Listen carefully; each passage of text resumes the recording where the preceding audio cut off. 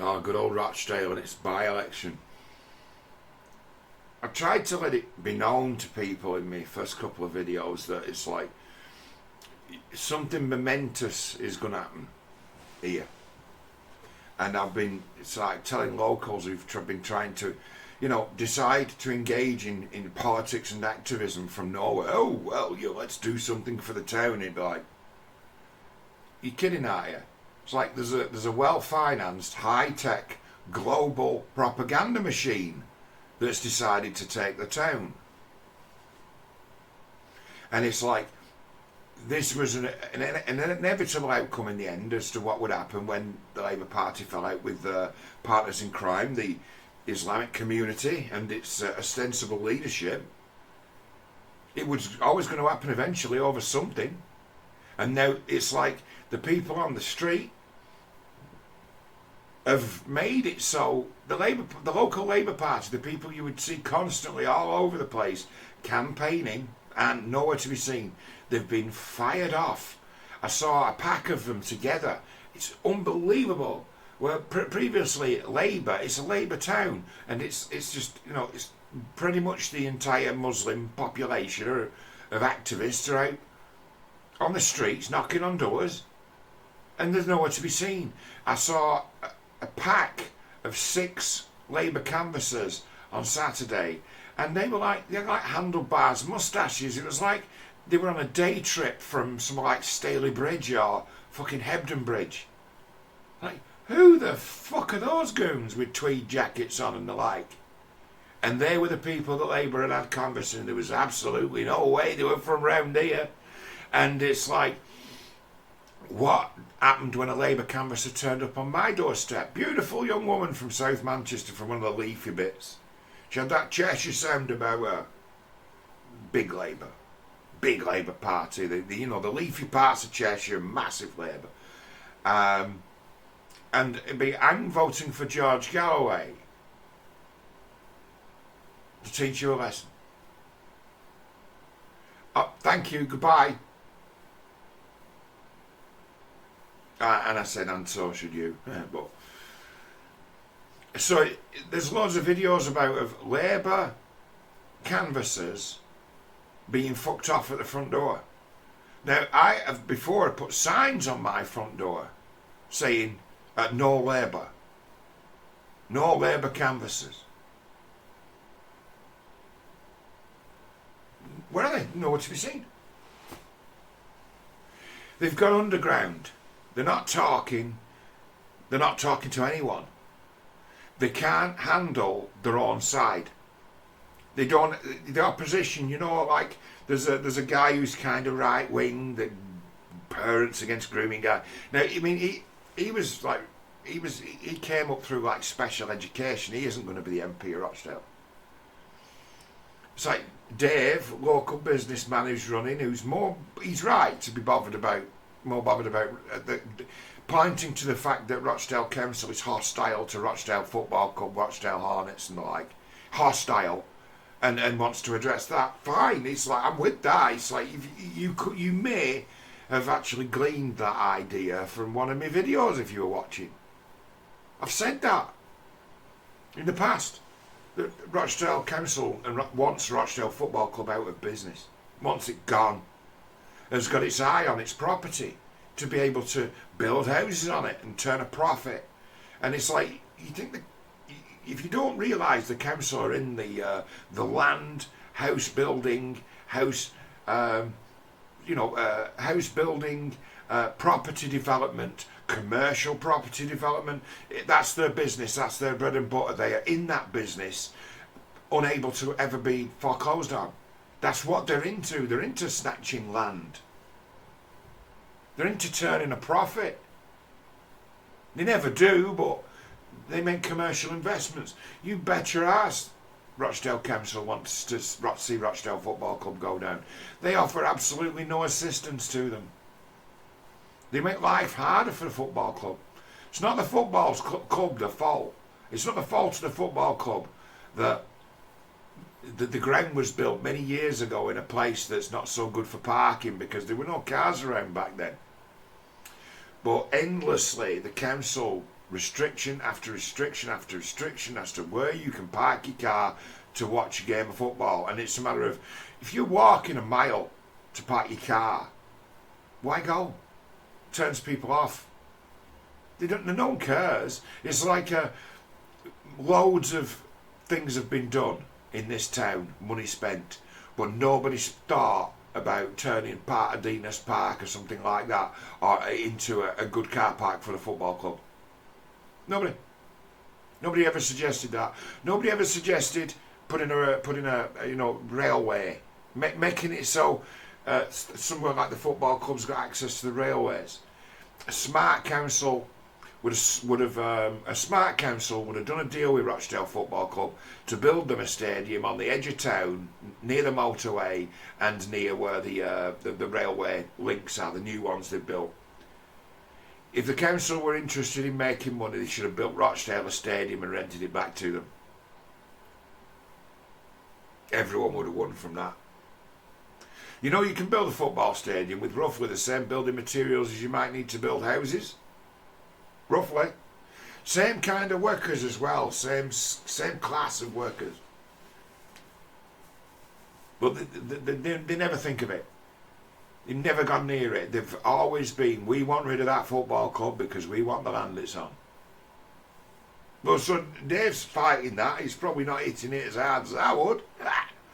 But that's what he's fighting, and I'm like, right, what you've got is an international, like almost global now, cunt fight.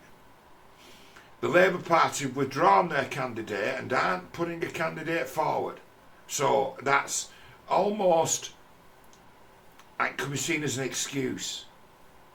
Because the local Labour Party don't want to canvass, don't want to campaign.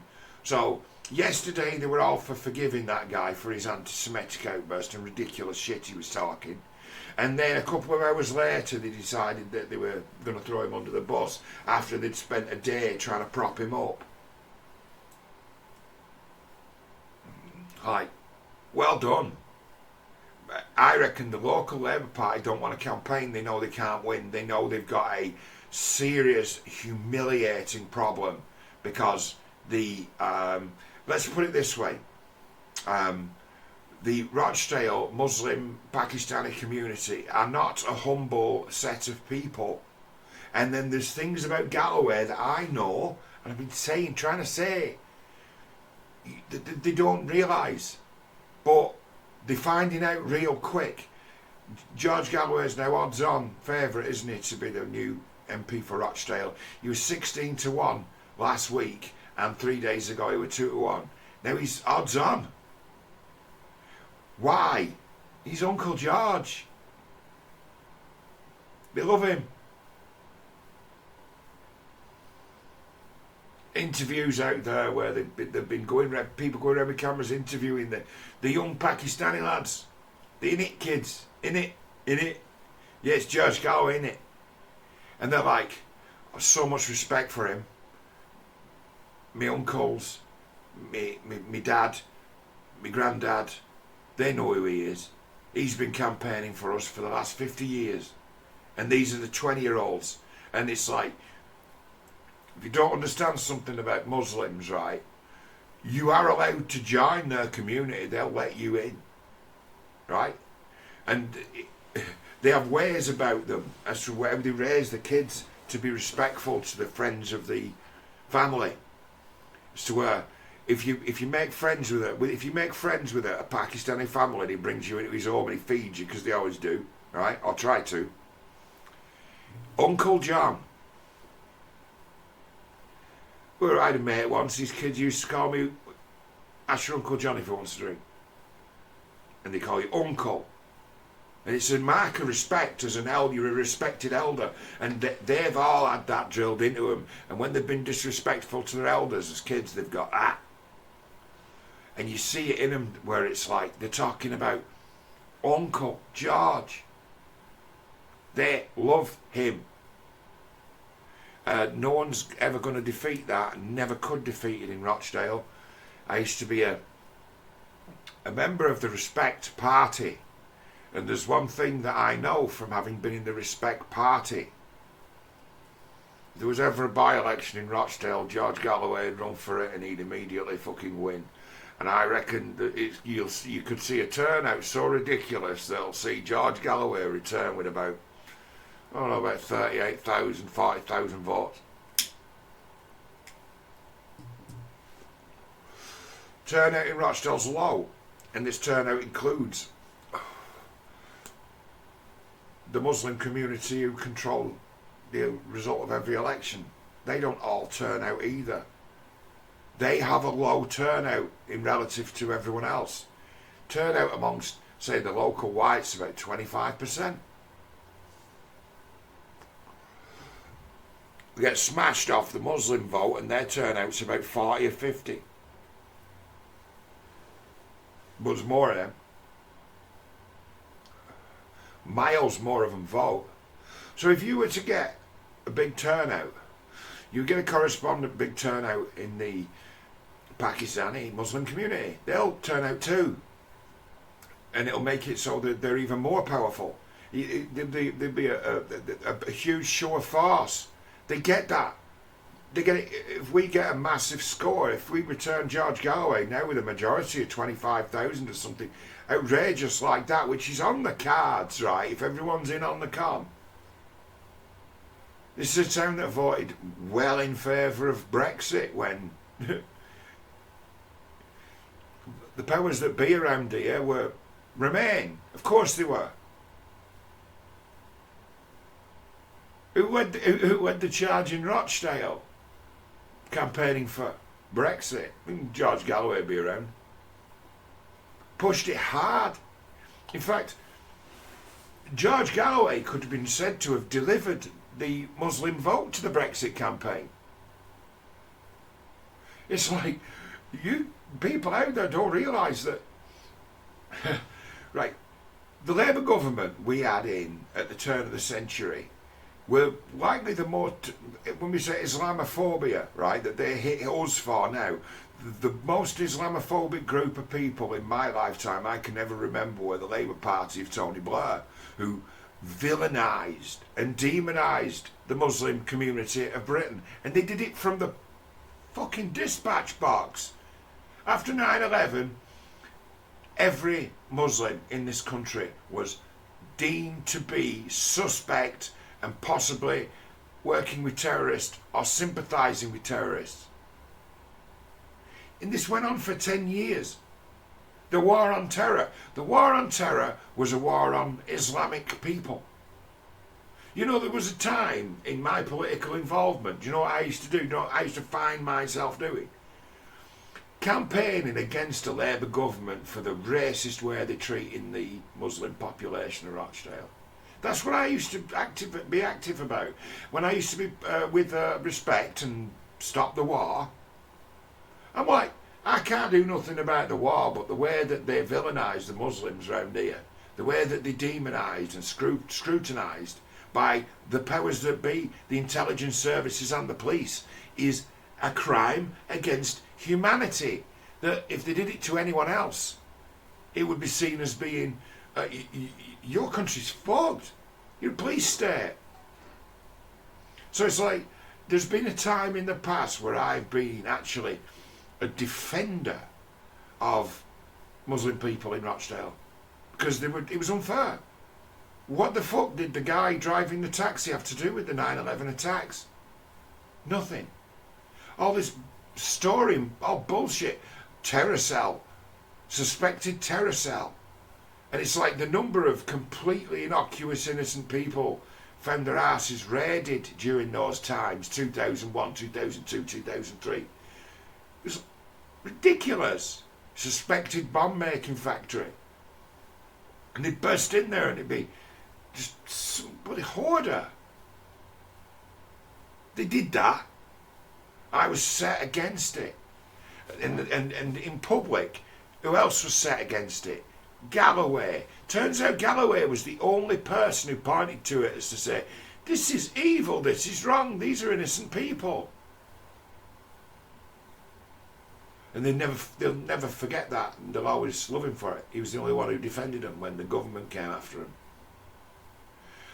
Now, that means something when you've been oppressed. The Muslim population of Rochdale for a long time were oppressed. Now they're above the law. Previously though, they were oppressed. The same people now who protect them and have given them license to do whatever they like, once a time were the people who were oppressing them and dobbing them in. And that's where this Labour candidate for Rochdale fell flat on his face, being a guy who's been linked with like the prevent strategy. He raises money for radical mosques now, but once upon a time he was someone who was dobbing in the Muslim community for its potential links to terrorism. And now he's a guy who raises money for an Islamist extremist mosque. It's like how the fortunes have changed for those in political office and power. They've flipped sides and flipped sides again in the last 20 years.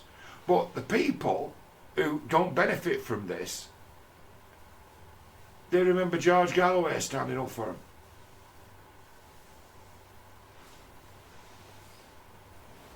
And are highly sceptical of anyone who's been associated and involved in the Prevent campaign, because they've failed but managed to fuck with. Failed because they didn't stop guys like the Manchester bomber when they knew all about him. Failed to stop the real ones, but certainly fucked with just a lot of usually mentally ill, poor, struggling people who are potentially radicalisable, although everyone in the world's radicalisable, and would be picking on them, watching them, and it's like, they're just retards. They're not dangerous people. They're not organised members of some kind of ridiculous faction. But those who are, they know about them. Pathetic. That whole setup of going after potential criminals. Well, the Prevent team now target right-wing people. They target conservatives. Conservatives are generally law-abiding people, and there's no such thing as like right-wing terror. It's all left-wing. Right-wing people as individuals don't tend to collectivise into mobs. They're not those people. That's why they don't respond well. That's why they always lose to the mob. It's not their first instincts to team up and fucking put up a fight. So when those out in the world say about the right, so the right needs to team up, it's like the right doesn't team up. It's individual. It volunteers, and it won't turn up just because you say it needs to. It's not a tendency they've got. Conservatives don't turn up in mobs. Well, you've got it where the Rochdale guys interviewed, pissed off, and they're saying they're calling Labour a right-wing party, and they're calling the Tories far right. And he said, we have to vote. We have to vote for George Galloway because we've got no one to vote for because Labour are right-wing and the Tories are extreme right-wing.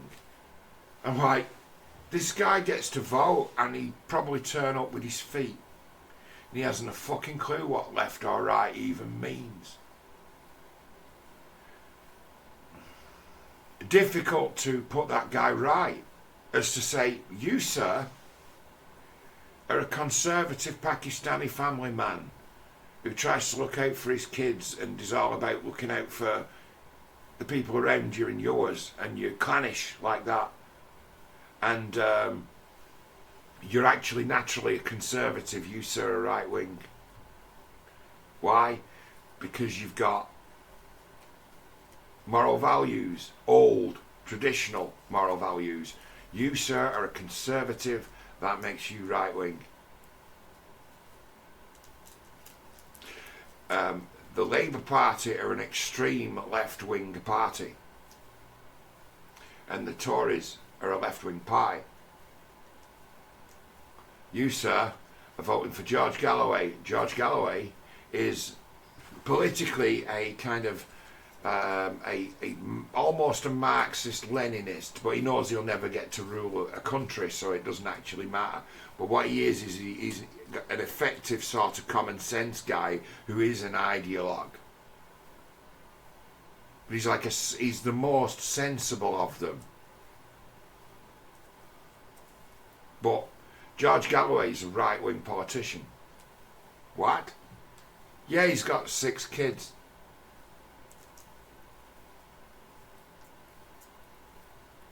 All about family. Like you guys, teetotal. Teetotal like me too, not a drinker. Lives right. Right? So they see themselves in George Galloway. I look at George, I'm like, George is a social conservative. You know, people are all naturally conservative. Anyone who thinks that marriage means something, anyone who thinks that looking out for the kids means something, anyone who's really concerned about education and the like, yeah, you're all conservatives. You've been lied to. They don't even understand that. I spent the best part of an hour yesterday trying to explain to somebody who was a Bitcoin enthusiast that money's not derived from fresh air, and that you're better off having the central banks in control, the central banks and the big banks in control of money issue and supply, because at least they can provide receipts and fucking paperwork. When guys who own Bitcoin and digital fucking exchanges, they tend to spunk the money. I'd rather the bankers made their bonuses than arseholes on the internet made scam money for nothing.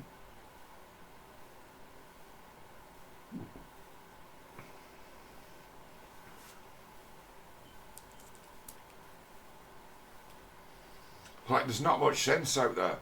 And no one is willing to actually educate the people to make the right decisions for them, because they could make the right decisions for themselves politically. But no one's interested in educating them. They're interested in indoctrinating them with their side's worldview. And people get confused. You see, they get a Pakistani guy on a video, and he gives a fuck about the state of the NHS.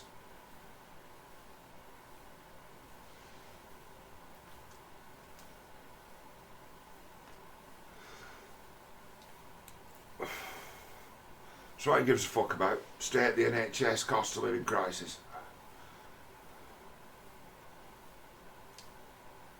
He's bothered about that.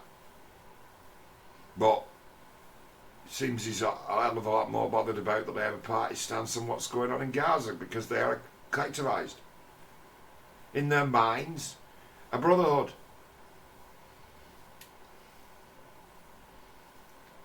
They're a large leftist political force, or Islam.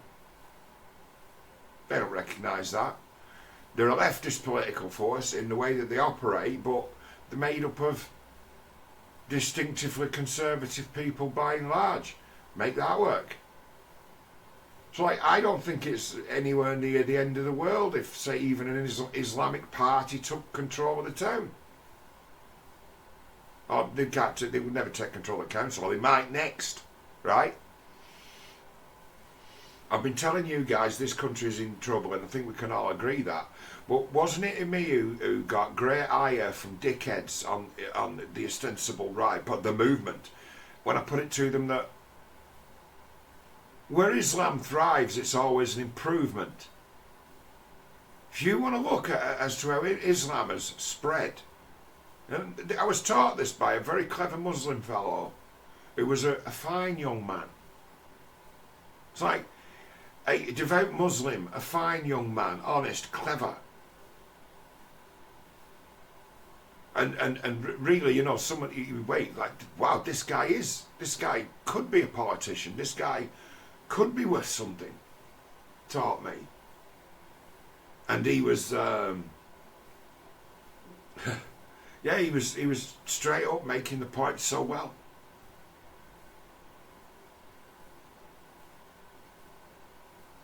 Islam thrives where it's an improvement on what's already there. People rejoice when they finally get Islam. And his point being, because things have to get so incredibly bad that that's what they reach for. And when they reach for it, everywhere it's been installed, it's always been an improvement on the chaos that reigned before it. And I'm like, you get it.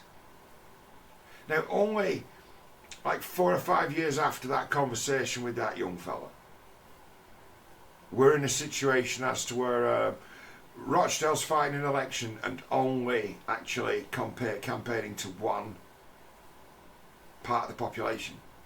They don't need the rest of us. It's all just a fight over the Islamic vote. And that's all it's ever been, but we don't say it. Now we can't deny it. There's no Labour Party there to deny it and call themselves the party of unity, is there? They are the target. So when you've got when you've got a divorce between Muslim populations in the north of England and the Labour Party, you've got no Labour Party. They can't fight an election without them people. They can't win anywhere. They rely on it. That's the Labour Party gone. That's them gone. Gone. Done with. Never to return. Why? Because they'll have competition. They can't handle competition. All they can talk about is climate change, wokeness, and then whenever criticised, just immediately play the victim. They can't handle anything. They're abysmal. Certainly can't. I mean, you can throw shit at me. You could throw things at me without tricking me, a curveball in me, to ask me to talk about the Israeli-Palestinian conflict. And I know enough about it to make my case. But it's not easy, because passions are always really high. But I can make my case. And make my case as to be fair, as to not being on anyone's side. It's like I'm not on anyone's side. I'm not directly. To say I was would be an insult to those who are. It make little of their suffering.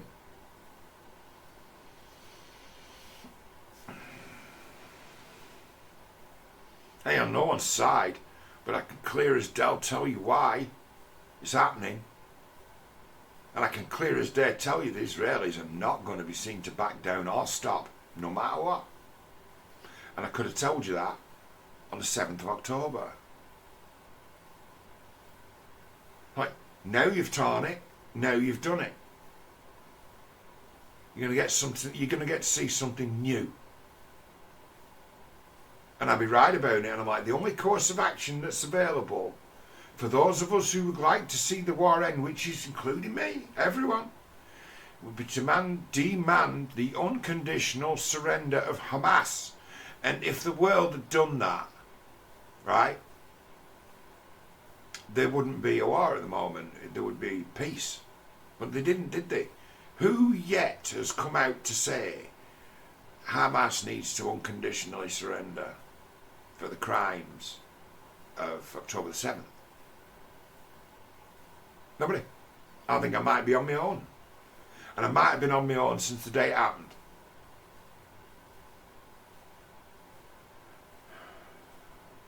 Like, no, you're not going to... It doesn't matter what position I might hold on, whether I think there should be a ceasefire. Doesn't fucking matter. Israel ain't going to give you one, and there's no ceasefire you could offer Hamas that they'll ever abide by, because they've never abided by one before. If you want to save the lives of those people that are still there, you should demand Hamas's surrender.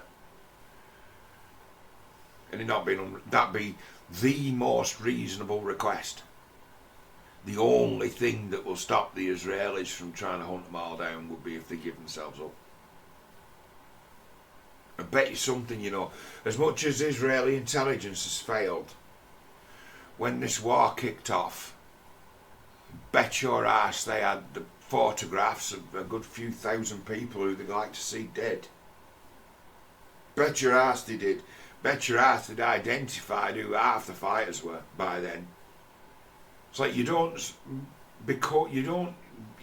be the supposedly best surveillance and security service in the world and then just suddenly stop being and not be able to do anything at all. It's like their ability to do war with intelligence would be unsurpassed. And they don't realise that. And people say genocide, and I say, well, technically, yes, but not in the way that you think. Well, genocide is to systematically kill. And to prove genocide, you need lists. You need kill lists. Big part of genocide is the kill list. You bet your ass the Israelis got a kill list.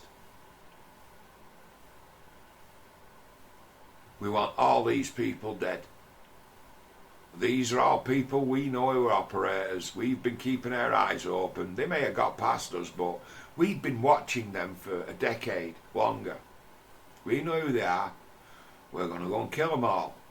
You bet your ass they're doing that. That's genocide. For political reasons, if you like, turn up with a list of people that need to die. It's going on, isn't it? Israelis have gone into those hospitals, black ops, disguised as nurses. Disguised as nurses, the thing, isn't it? It's like sent some women assassins, did they? Yeah, they are the best. Usually get away as well.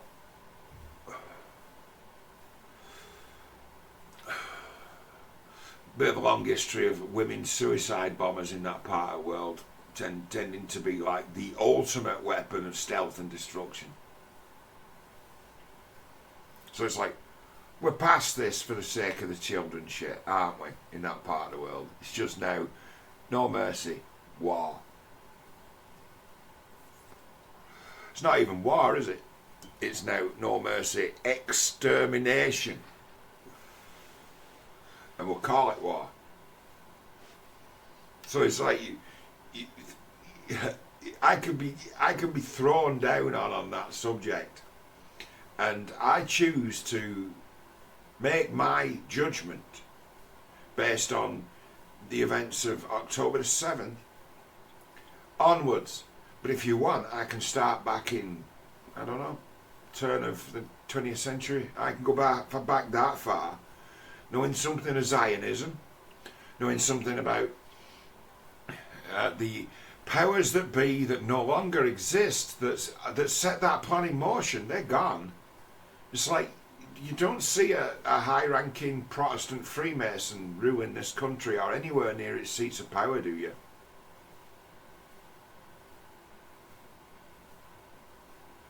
So why are we talking about Zionism? Zionism was somebody else's invention. Zionism's British. British. Well, look up British Zionism. British Zionism was adopted by the Jews. You've heard of Teutonic Zionism? That's the Nazi version of it. Teutonic Zionism? Go and look it up. And pro-blacks talk about Jacob and his lab, where they built the first white people, and I'm proud to be a descendant of one of the first white people who were created as a science experiment as slaves, but rebelled and burnt the place to the fucking ground and killed him. It's like, I'm proud of the day my ancestors did that to that crazy fucking weirdo. Both play that game. They're dangerous too, in their ways. Zionists also. Why? Well, they give themselves a divine right to rule. They rewrite history to better suit it, as to say, in the present day, we are the chosen people, we are the chosen ones. The black Israelites are Zionists. Why? Well, they lay claim to the old blood. They claim to be the Hebrews. Jews claim to be the Hebrews. You know, the British claim to be the heroes. Oh, did those feet in ancient times. Learn something about 19th century Britain and how powerful it was, and how it was able to, at the time, colonisation, as they put it now, colonisers, be the thing. And it'd be strange how colonies work. Like entire towns in the south in the US would be occupied by Germans. Not the German army, German people who moved over from America. People tend to stay together, go together. They don't integrate. They go in group and they create their own ghettos, and then they create their own towns and cities. Well, the British had a method doing that where they would install a loyalist Protestant population somewhere to actively offset the local. We did it in Northern Ireland and partitioned it. We installed Protestants in Northern Ireland to create a counterforce. To basically to put an anchor in the place to make sure it can never escape. Put English people in Northern Ireland and tell them it's their land. They've got right to it. They're the governors of it, they're the bosses of it. And then they like the sound of that, things get a bit rough, and next thing you know the Catholics are being fucking discriminated against in their own country. Irish Catholics discriminated against in Northern Ireland like you wouldn't believe. And it'd become a game, and it'd be one of the most racist things you'll have ever come across in your life. What'd that do? Give rise to the provisional IRA.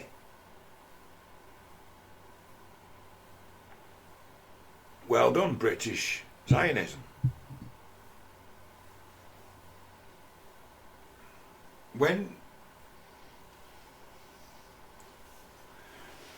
When Israel was sort of given license to be by the British Empire, the thought of Egypt falling under a communist dictatorship was unthinkable. Same. 40 years later, it was reality.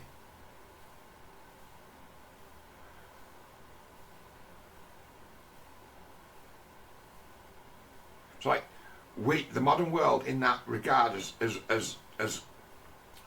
inherited a set of circumstances that are ridiculous, extreme, and brutal, and we're so far away from working out what's actually really happened that it's still just reactive. They can't stop and say, whoa, right, old timers, get out of the fucking room. Anyone over 60, fuck off. Okay, Generation X, what do we know about this struggle? We didn't play any part. This mostly went south before we were born. Can we better understand this problem we've inherited before it drags the world into another war? With half of the people in the world never being able to fully understand why people care about this so much and why we're at war and people have to now die. Half the people haven't got a fucking clue as to who's who in that. Neither side can make a case to justify their actions, or both, depending how you want to look at it. It's like, I like to be pragmatic about it and say it's like put the blame in the right places, but it be a matter of people have a choice, you know. You don't have to feed this forever. But over a period of, say, 50 years, Israel as a functioning state has become dependent on its military. A source of work. Weapons is one of its great industries because it actually saves it money. Good value to have its own arms industry. It's like, there are those who'd fight to keep that because it keeps them in work.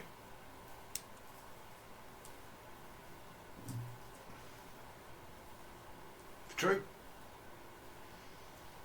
You'll hear people go as far as to say, like that idiot who's not going to get to run for MP as for Labour Party because he run his mouth. Where he says that he said that the Israelis let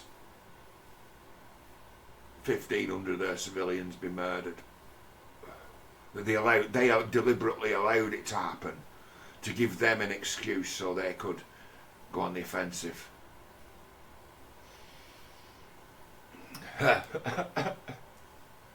And it's like, it's possible. It's possible. It's bullshit, but it's possible. You couldn't stage that. The people to do it would be impossible to find. They'd have to be genuinely wanting to do that killing. Israel couldn't pay any loyalist cadre to go and attack that music festival and just fucking shoot people up. Now, those would be the finest soldiers in the world. They'd be the most valuable people in the world. I mean, fair enough, it's like fanatics, cunts for hire, who do that as a false flag. They'd be a highly prized and valued asset. The man who controlled such a force would control the world. Because he could unleash that shit anywhere on any time. Blame it on someone else. I don't think that's real.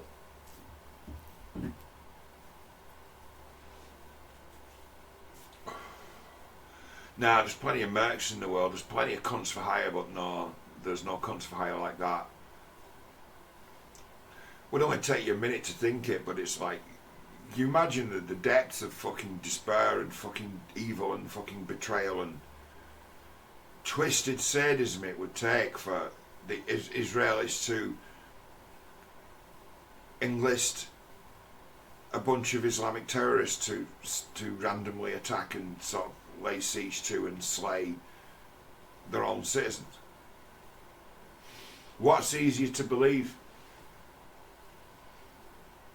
See, talk like that lead to me thinking this way. I mean, it's asinine thinking, isn't it? I'm just being facetious in many ways. But to talk like that, if you're a public figure or supposedly a leader, is despicable, because you're opening an imaginary can of worms that's not going to do anything but make people more and more annoyed and angry and confused about what the fuck's going on. So he's guilty of stirring the pot, trying to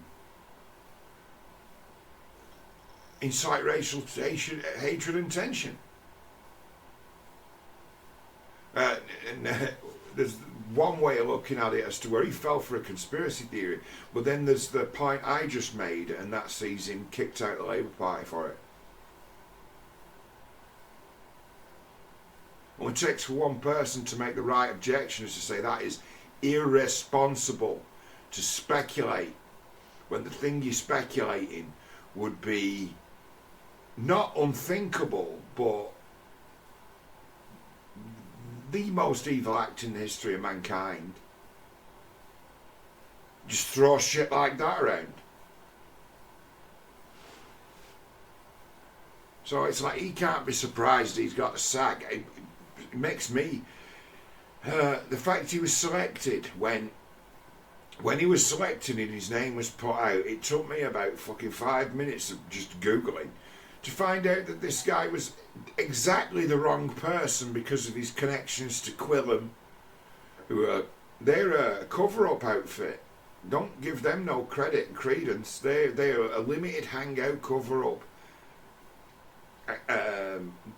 act looked into the grooming thing, but they never looked into the drug supply thing, did they? Weird. And didn't ever make the connection as how the two go hand in hand. How's that even possible? But that's your Quillam Foundation, your Islamic think tank. Cover-up kings. They got themselves out of a hell of a lot of bother and hung out to dry a gang of pervy fucking messed up taxi drivers. They went down.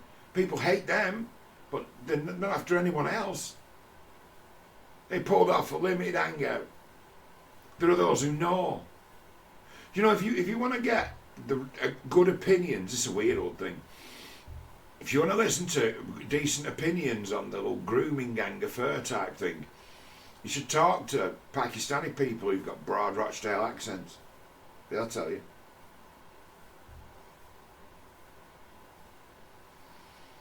What would they tell you?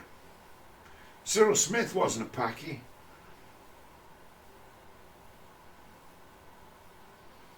So you got other fish to fry.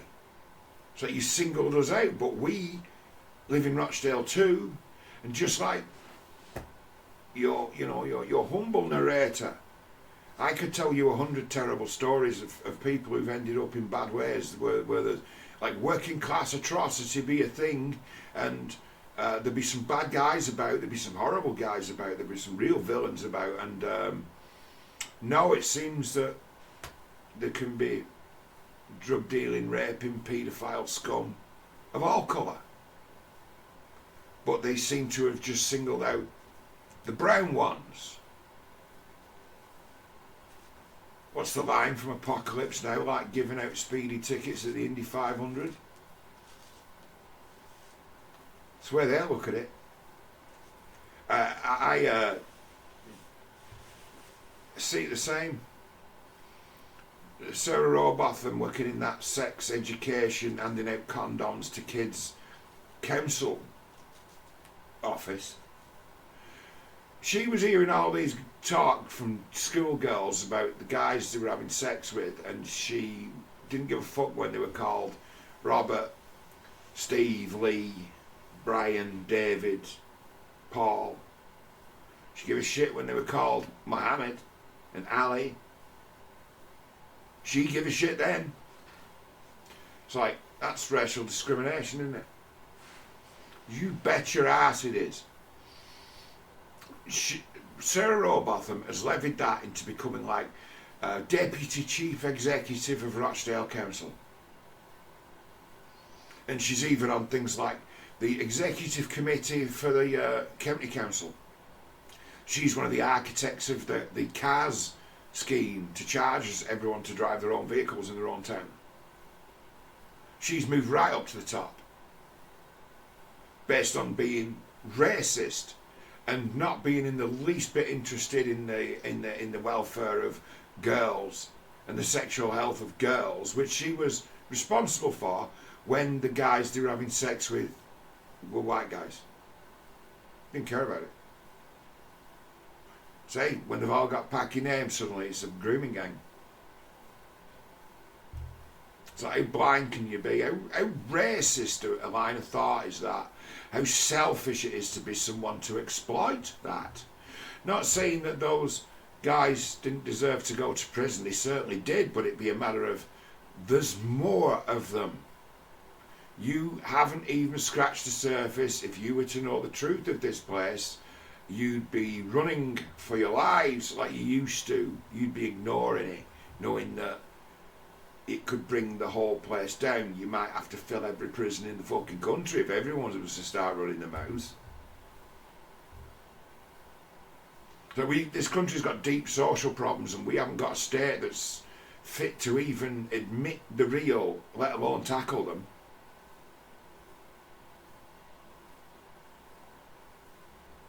The truth of it is you do your best to look after your own, and that's all you can do.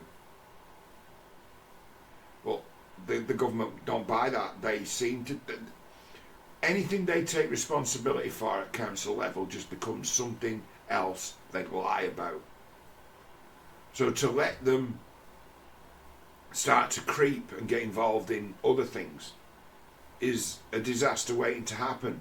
Seems like the only place there is where you can work for, where they'll give you a job if you've a tattoo on your face, is to work for the government, NHS, council. They'll give you a job. It's funny in that way. Like Aaron Clary telling them fucking people all those years that your arts degree is worthless, your HR degree is worthless, your feminism degree is worthless. It's like, are you kidding me? Don't you know anything, Aaron? Makes you perfectly qualified to work for your council or local authority or government. They can't wait to sign you up. You won't be on the best money in the world, but you'll see a steady, decent income. You never run the risk of being made redundant, and you'll receive a brilliant pension that'll likely see you live out your life a millionaire. Work for the government.